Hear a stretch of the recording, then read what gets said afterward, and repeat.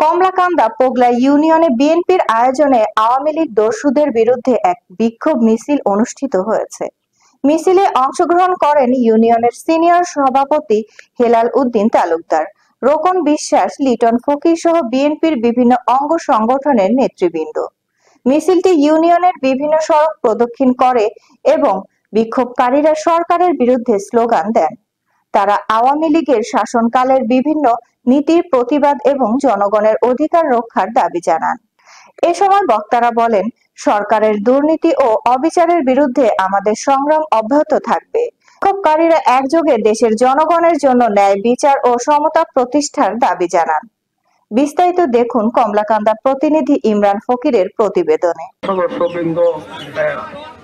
আপনাদের সকলকে জানাই আমি আমার ব্যক্তিগত পক্ষ থেকে আন্তরিক অভিনন্দন ও শুভেচ্ছা।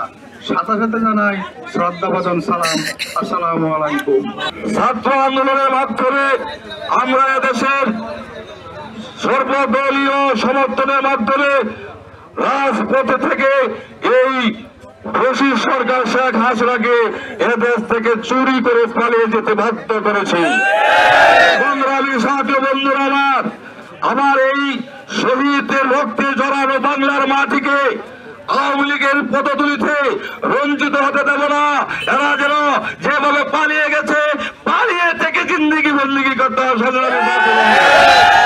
আপনাদের উত্তপ্ত আহ্বান করে 17 বছর আওয়ামী লীগের যারা আমরা অনেক কষ্ট করেছি, আমাদের কোন মামলা হামলা লাগে নাই, আমরা ঘরে ঘুমাইতে পারি নাই, এখন 17 দিন হয় নাই, এদের দ্বারা আমরা ঠিক আছে এখনো থাকতে পারতেছি না। সেই জন্য আমি মনে করবো আমাদের কিছু দলের লোকজন ওদেরকে উৎসাহিত করতেছে, ঠিক আছে, এই জন্য আমাদের এলাকায় এফআইআর আসামিরা ঘোরাফেরা করতেছে। আমি মনে করবো ঠিক আছে, যারা এরকম ভাবে করতেছেন আমার দলে কোনো লোক যদি তাদের সাথে এরকম ভাবে উঠাবসা করেন, আমরা আপনাদের বিরুদ্ধে প্রতিবাদ করতে বাধ্য হবো। ভালো আসতে পারবে না, আওয়ামী লীগ আমাদের সাথে চলাফেরা করতে পারবে না।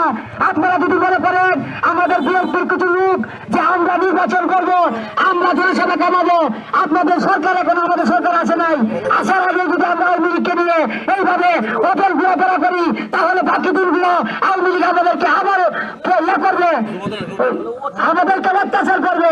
সেজন্য আমি মনে করবো সবাই সতর্ক হয়ে যান। আমার দলের কোন লোক যেন আওয়ামী লীগের পাশে বসে চা না খাওয়া, ঠিক আছে, আড্ডা না দিয়ে ওদেরকে কান ধরে উঠিয়ে দেন, সেই রকম ভাবে মনে করবো আপনারা বিএনপি আওয়ামী লীগের সাথে যেভাবে লেগে হয়ে চলছেন, এখনো চলবেন, ভবিষ্যতেও চলবেন। আমরা এরকম বিএনপি আমাদের কাছে চাই না। আমি আর বেশি কিছু বলতে চাই না, আমার বক্তব্য এখানে আমি শেষ করলাম।